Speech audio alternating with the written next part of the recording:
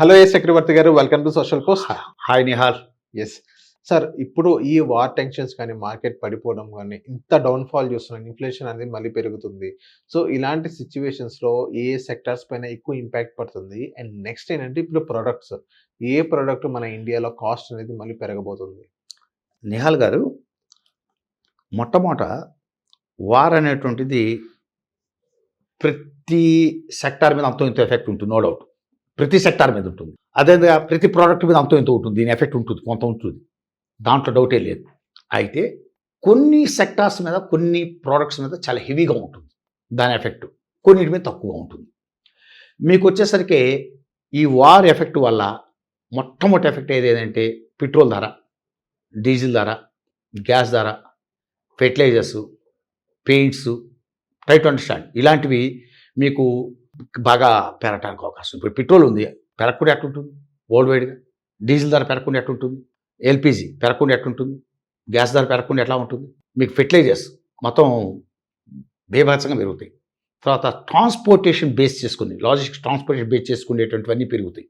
ఇవన్నీ ఖచ్చితంగా బ్యాడ్.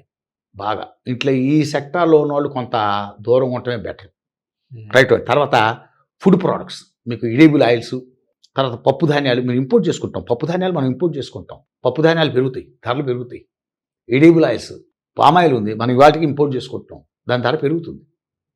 అందువల్ల ఇవాటి ధరలు పెరుగుతాయి, డౌటే లేదు. మిగతా ఏమో కొంచెం తక్కువ పెరుగుతాయి, ఇవి కాస్త ఎక్కువ పెరుగుతాయి, పక్కన పెట్టండి, ఇదొకటి. తర్వాత వచ్చేసరికి ఏ సెక్టార్ల మీద ఎక్కువ ఎఫెక్ట్ ఉంటుందంటే మీకు కొన్నిటికి మేలు కూడా ఉంటుంది. ఫర్ ఎగ్జాంపుల్ మీకు డిస్ట్రిబ్యూషన్ సెక్టార్ అంటే డీజిల్, పెట్రోల్ డిస్ట్రిబ్యూషన్ సెక్టార్స్ ఉన్నాయనుకో, బీపీసీఎల్, ఐఓసి, హెచ్పిఎస్ఎల్ కంపెనీ, ఇలాంటివి బ్యాడ్, ట్రై టు అండర్స్టాండ్. అలాంటి కంపెనీలకి ఇది బ్యాడ్, డిస్ట్రిబ్యూషన్ సెక్టార్స్కి. అదే ప్రొడ్యూసింగ్ కంపెనీస్ ఉంటాయి, Petronet LNG, ONGC, Indian oil corporation, ఇలాంటి వాడికి మళ్ళీ మేలు. అవి ప్రొడ్యూసింగ్ కంపెనీస్, వాళ్ళకి మేలు, ధరలు పెరుగుతాయి. అంటే కొన్నిటికేమో నష్టదాయకం డిస్ట్రిబ్యూషన్లో ఉన్నటువంటి వాటికి. ప్రొడ్యూసింగ్ కంపెనీస్కి, oil and gas related producing కంపెనీస్కి మేలు జరుగుతుంది, ఇది పక్కన పెట్టండి. తర్వాత పెయింట్స్, రా మెటీరియల్ మొత్తం మేజర్ వాడేది మీకు ఆయిలేగా, అవును, పెట్రోల్ బేస్డ్ ప్రోడక్ట్సేగా. అందువల్ల పెయింట్స్ ధరలు పెరుగుతాయి, ఆ సెక్టార్కి బ్యాడ్ అవుతుంది. తర్వాత ఏవియేషన్ సెక్టార్ ఒకటి, ఏవియేషన్ సెక్టార్ అనేటువంటిది బాగా ధరలు పెరిగిపోతాయి, విపరీతంగా ధరలు పెరుగుతాయి, ట్రై టు అండర్స్టాండ్. తర్వాత మీకు షిప్పింగ్ బిజినెస్ కూడా, మీకు ఇన్సూరెన్స్ కవరేజ్లు ఎంత, ఇన్సూరెన్స్ ప్రీమియం ఎంత దారుణంగా పెరుగుతాయి అనుకున్నారు ఇలాంటి టైంలో. అందువల్ల వాటన్నిటి ప్రీమియం రేట్లు పెట్టాల్సి వస్తుంది, ధరలు విపరీతంగా పెరిగిపోతాయి మీకు. అందుకే లాజిస్టిక్స్ సెక్టార్ కూడా చాలా ఎఫెక్ట్ అవుతుందని చెప్తుంది. అందుకని ట్రాన్స్పోర్టేషన్, లాజిస్టిక్స్ సెక్టార్ కూడా చాలా ఎఫెక్ట్ అవుతుంది ఈ వార్ వల్ల. అందువల్ల ఆ సెక్టార్లు షేర్లు మనం అసలు టచ్ చేయకూడదు, ఇప్పుడున్న కండిషన్స్లో టచ్ చేయటం నాట్ కరెక్ట్. తర్వాత ఆటోమొబైల్ సెక్టార్, దాని రిఫ్లెక్ట్ ఉంటాయి. తర్వాత స్టీల్ సెక్టార్, మీకు విపరీతమైనటువంటి మీకు ధరలు పెరిగిపోతాయి. మీకు కోల్ ఇంపోర్ట్ చేసుకోవాలి, అర్థమైంది, కోల్ ఇంపోర్ట్ చేసుకోవాలి, విపరీతమైన ఇంపోర్ట్ చేసుకోవాలి కోలు. షిప్పింగ్ ఛార్జెస్ విపరీతంగా పెరిగిపోతాయి, షిప్పింగ్ ప్రీమియం ఛార్జెస్ విపరీతంగా పెరిగిపోతాయి, స్టీల్ ధరలు పెరిగిపోతాయి. వీటన్నిటి ఎఫెక్ట్ స్టీల్ సెక్టార్ మీద ఉంటుంది. Not only aviation sector, not only automobile sector, steel sector మీద కూడా ఉంటుంది. ఇట్లా ఒక సెక్టార్ ఆ సెక్టార్ పోయిసాక పొంతకని అన్నిటికీ చూపిస్తుంటాయి. వీటన్నిటి వల్ల ఏమవుతుంది, ఫైనల్గా వచ్చేసరికి వీటన్నిటి ధరలు పెరిగి మీకు రియల్ ఎస్టేటు దెబ్బతింటుంది. అసలే ఆదాయాలు పడిపోయి గందరగోళం పోయి యుద్ధంలో మీకేమవుతుంది, ఇన్ఫ్రాస్ట్రక్చర్, రియల్ ఎస్టేట్ సెక్టార్కి దాని మీద రిఫ్లెక్ట్ అవుతాయి, ట్రై టు అండర్స్టాండ్.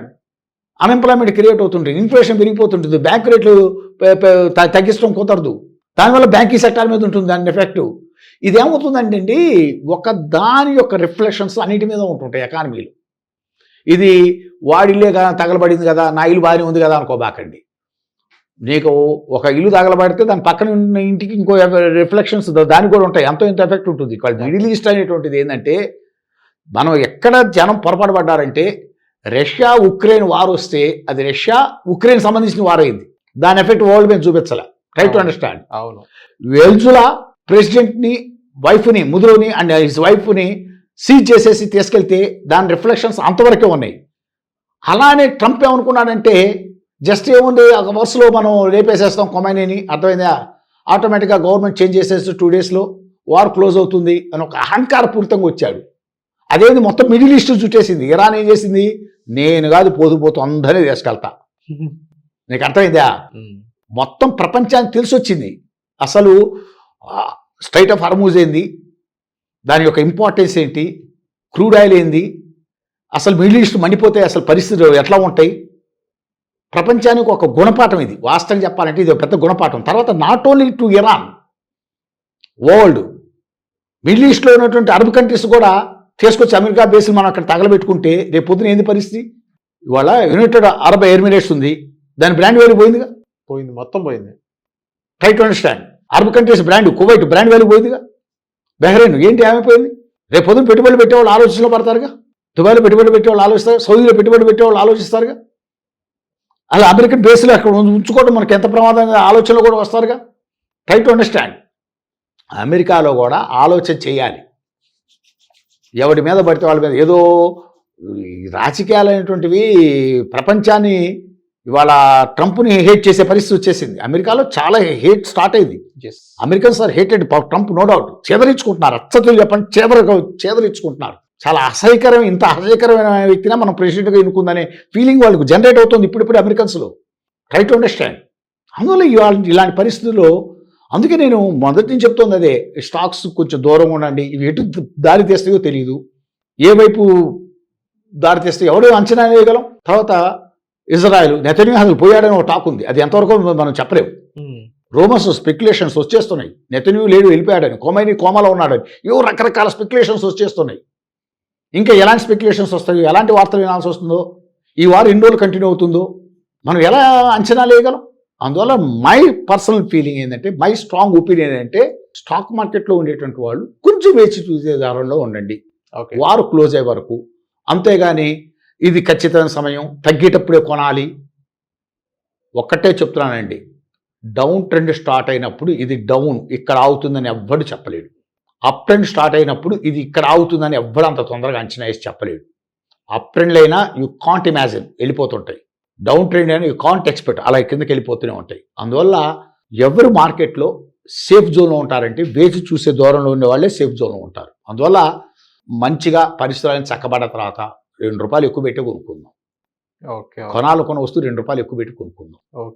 ఇప్పుడు అంత తొందరపడి మన డబ్బులు తీసుకెళ్ళి మార్కెట్లో పెట్టాల్సినంత అవసరం లేదు. That's my strong opinion. So thank you sir. Thank you Nihal గారు టు గివ్ దిస్ ఆపర్చునిటీ.